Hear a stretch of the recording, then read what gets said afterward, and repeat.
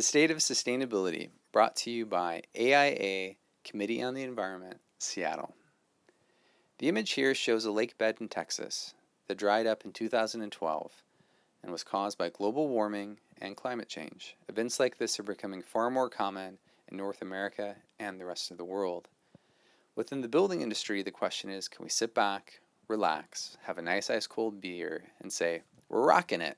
We've got LEED, we've got the Architecture 2030 Challenge, we've got living buildings, we've got passive house. We're doing great, right? Well, when you look at data, we actually have a long ways to go, and we need to measure the right things. One challenge is that few Americans say that they occasionally or often talk about global warming, and this has been declining in the last 10 years.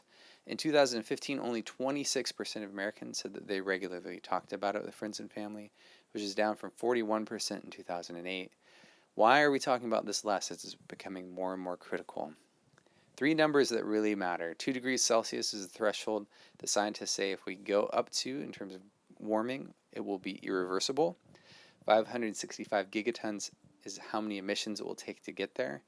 And 2,795 is the known emissions in fossil fuel reserves that we're planning to burn.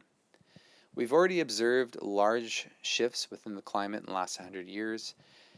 In this IPCC illustration, you can see how we've gone above 2 degrees Celsius already in certain portions of the planet, and we're heading in the wrong direction very quickly.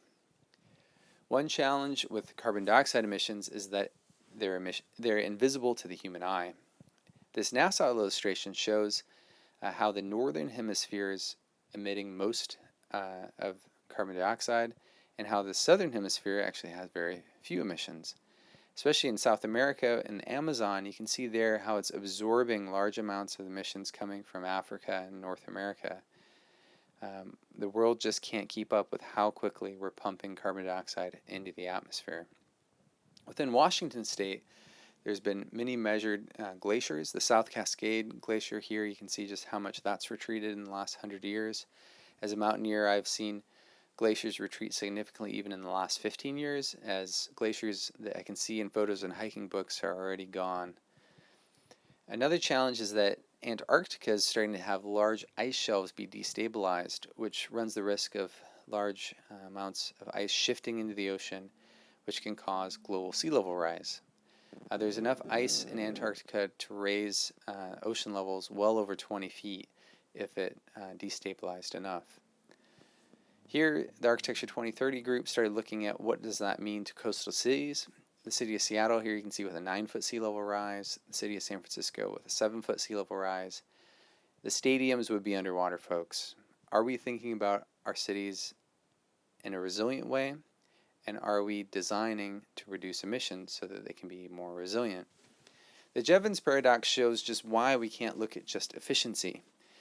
He showed in the Industrial Revolution, as we make things more efficient, we actually use more energy because it makes fuel cheaper and more machines can be created to use that energy.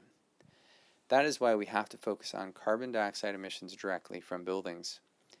And buildings are still the majority of carbon dioxide emissions nationally. You can see here residential, commercial, and industrial buildings are almost 50% of the CO2 emissions, but when you consider transportation and the urban environment, we're well over half. So why are we so obsessed with energy cost, like LEED, or energy use intensity, which is just energy efficiency, and we're not measuring carbon dioxide emissions directly? In Europe, buildings are starting to look at this, and everybody's starting to talk about net zero carbon buildings, yet we're only talking about net zero energy buildings. AIA 2030 commitment has had decent adoption. Of the firms that have committed, though, only 54% actually submitted their information recently. And of the projects that were submitted, only 14% met the 60% reduction target set out by the 2030 Challenge. This is not very good. And on top of that, though LEED has had a very wide market adoption, it is still voluntary. And in the last 4 years, the AIA 2030 Challenge has seen more square footage of projects submitted than in the entire history of LEED. So you can see why mandatory regulation is going to be far more important than voluntary rating systems. And the energy codes have made decent strides recently, and widespread market adoption at state level is starting to occur. But we have to look at carbon dioxide emissions directly, as even the energy codes aren't looking at these. In British Columbia, they started looking at it because of the carbon tax. And as we have cap and trade programs being developed in California and other parts of North America, we'll be curious to see how the building industry responds. We need to start measuring building CO2 equivalent directly. An illustration of why this matters is in Washington State, the grid is actually very clean. You can see it's only 288 pounds of CO2 per megawatt hour. The city of Seattle has a very clean grid with only 28 pounds CO2 per megawatt hour, whereas natural gas is up at 402, which is about 14 times that of the city of Seattle. If you choose the wrong fuel, you'll have higher emissions. Fossil fuels, in terms of the electrical grid, have actually been declining. This is one very positive trend globally. It's partially because of just the plummeting prices of renewables. So we are moving in the right direction in terms of new capacity going online. And that's despite subsidies being heavily biased towards the fossil fuel industry.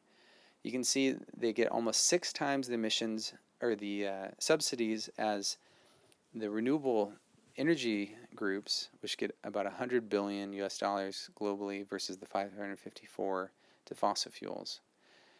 So, as a summary, we've made some real progress. The electrical grid is getting cleaner. We do have decent codes. We do have decent rating systems, but we need to start measuring carbon dioxide directly. Buildings are part of a larger network of energy, and emissions can be reduced largely by renewable energy. Thank you very much.